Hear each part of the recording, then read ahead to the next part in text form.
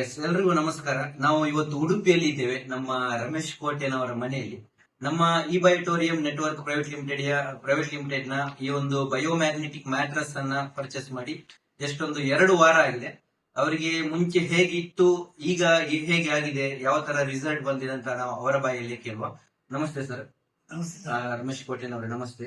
ನಿಮ್ಗೆ ಈಗ ನೀವು ಈ ಪ್ರಾಡಕ್ಟ್ ಅನ್ನ ಪರ್ಚೇಸ್ ಮಾಡುವ ಮುಂಚೆ ನಿಮ್ಗೆ ಏನು ಪ್ರಾಬ್ಲಮ್ ಇತ್ತು, ಈಗ ಪರ್ಚೇಸ್ ಮಾಡಿ 2 ವಾರ ಆಗಿದೆ, ಈಗ ನಿಮ್ಗೆ ಹೇಗೆ ಆಗಿದೆ ಅಂತ ನೀವು ಜಸ್ಟ್ ಒಂದು ಹೇಳಿ. ನಾನು ತಕೊಳ್ಬೇಕಾದ್ರೆ ಮುಂಚೆ ರಾತ್ರಿ ಮಲಗಿದ್ರೆ ನಿದ್ದೆ ಮತ್ತೆ ಒಂದು ಕಾಲು ನೋವು, ಬೆನ್ನು ಆಪರೇಷನ್ ಆಗಿದೆ. ಅದಕ್ಕೋಸ್ಕರ ಆಲೋಚನೆ ಮಾಡಿ ದುಡ್ಡಿನ ಹಣದ ಸಮಸ್ಯೆ ಇದ್ದದ್ರಿಂದ ನಾನು 15 ದಿವಸ ಬಿಟ್ಟು ಬನ್ನಿ ಮತ್ತೆ ನೋಡು ಅಂತ ಹೇಳಿದ್ದೆ. ಕಡೆಗೆ ನನಗೆ ತಡ್ಕೊಳ್ಳಿಕ್ಕಾಗಲಿಲ್ಲ. ದುಡ್ಡು ಮುಖ್ಯ ಅಲ್ಲ, ಮನುಷ್ಯನಿಗೆ ಆರೋಗ್ಯ ಮುಖ್ಯ. ಅದಕ್ಕೋಸ್ಕರ ನಾನು ಹೋಗಿ ಸ್ವಲ್ಪ ದುಡ್ಡು ಇಟ್ಕೊಂಡು ಬಂದು ಫೋನ್ ಮಾಡಿದ ದಿವಸವೇ ಸಂಜೆ ಬಂದಿದ್ದಾರೆ, ಬಂದು ಕೊಟ್ಟಿದ್ದಾರೆ. ಈಗ ನನಗೆ ಒಂದು 15 ಇವತ್ತು 17 ಹೆಚ್ಚು ಕಡಿಮೆ ಒಂದು 15-16 ದಿವಸ ಆಯ್ತು.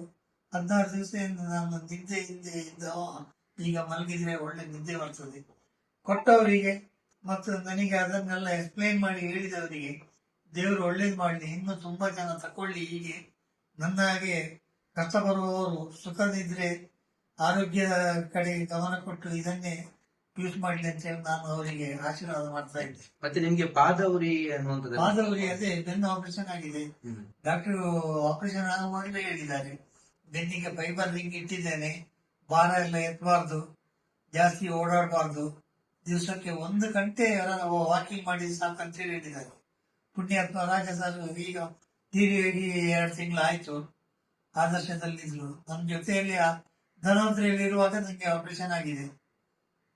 ಈಗ ಈ ಮ್ಯಾಟ್ರಸ್ ತಕೊಂಡ ನಂತರ ನಾನು ಸ್ವಲ್ಪ ಇಂಪ್ರೂವ್ ಆಗಿದ್ದೇನೆ. ಹೀಗೆ ಎಲ್ಲರೂ ತಕೊಳ್ಳಿ ಅಂತ ಹೇಳಿ ನಾನು ಎಲ್ರಿಗೂ ಇದನ್ನು ಎಕ್ಸ್ಪ್ಲೇನ್ ಮಾಡ್ತಾ ಇದ್ದೇನೆ. ಧನ್ಯವಾದಗಳು ರಮೇಶ್ ಕೋಟೆ ಅವರೇ, ಧನ್ಯವಾದ.